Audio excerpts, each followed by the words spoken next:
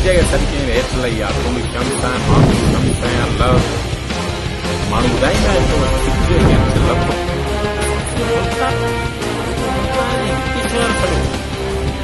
इहा मुंहिंजे दिमाग़ में मथां ॻाल्हि रखी। दोस्तो अस्सलाम वालेकुम, हक़ मौजूद जी सन साथी, बस सवाल आहिनि जेके तव्हां सां वंडियां थो, जेके मुंहिंजी सम्झ में नथा वेहनि, इन करे तव्हां सां वंडियां थो, उन जो जवाब कमेंट में ज़रूर ॾिजो। असां वटि असांजे वटि साल में मेलो हिकिड़ो लॻंदो आहे मुल्तान में, शम्स तब्रेज़। असांजे शहर मां बसूं ईंदियूं आहिनि, ज़िंदगी में कॾहिं न वियो आहे, सोशल मीडिया ते उन जी तस्वीरूं ॾिसंदा आहियूं। उन बुज़ुर्ग जी हिकिड़ी कहाणी ॿुधाईंदा आहिनि, चवंदा आहिनि उहो बुज़ुर्ग खे कंहिं उन दौर जे हुक्मरान का सज़ा ॾिनी, शम्स तब्रेज़ लॻे जो अलाह जो वली हो, उनजी हीअ खल सॼी जेका जिस्म जी आहे लाहे छॾियो। उनखे चवंदा खल लहण खां पोइ हुनखे हिन सॼे जिस्म में कीअं पियो।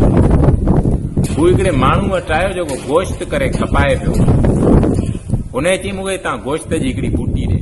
हुन बूटी ॾिनी, हू खणी हिकिड़े पठी वारे ॾे त मूंखे गोश्त जी बूटी पचाइणी आहे।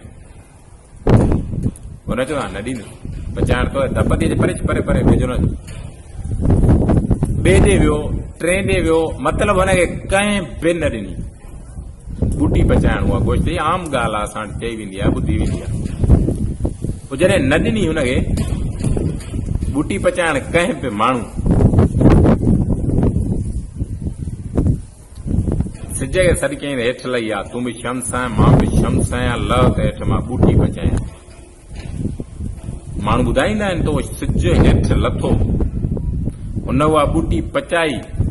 लहण खां पोइ उहे जेको बि मुल्तान जे शहर जो एरिया ॿुधाईंदा आहिनि, उन्हनि जूं बाज़ारूं घिटियूं सभु सड़ी वियूं। उहे सड़ियूं चवनि था, उन अॼु ॾींहं ताईं फिके कलर जूं तस्वीरूं तव्हांखे ॾिसण में ईंदा। ऐं पोइ उन इलाइक़े जा माण्हू उहे सभु आयासीं, इलाज कयूंसि, ॿाहूं ॿधऊं, साईं असांखां ग़लती थी आहे, ॿीहर असां ईअं न कंदासीं। सिज खे मोटाए हुकुम कर त साॻी जॻह ते वञे।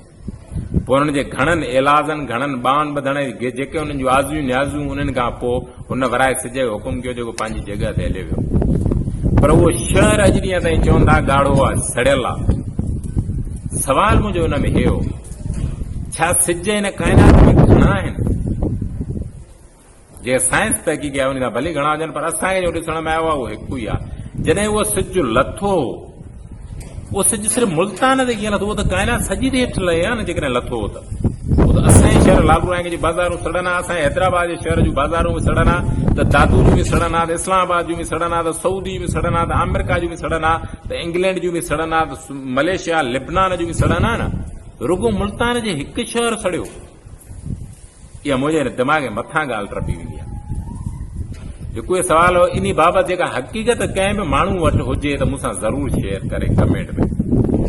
ॿियो असां वटि ॿुधायो वेंदो आहे त कलंदर साईं जे नाले ॿुधाईंदा आहिनि, अलाह लख एतिरा में लख इज़तूं आहिनि। चवंदो आहे त उॾंदो हो। छा हिन काइनात में को इंसान आहे जेको उॾंदो हुजे बिना परनि जे?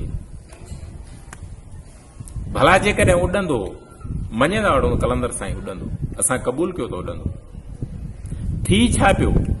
उॾंदे त असां वटि झिरकी बि आहे, उॾंदो असां वटि कांउ बि आहे। पोइ छा थी पियो?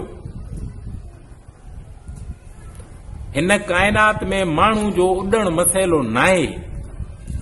हिन काइनात में माण्हू उॾी पियो त मसइला हल न कंदो।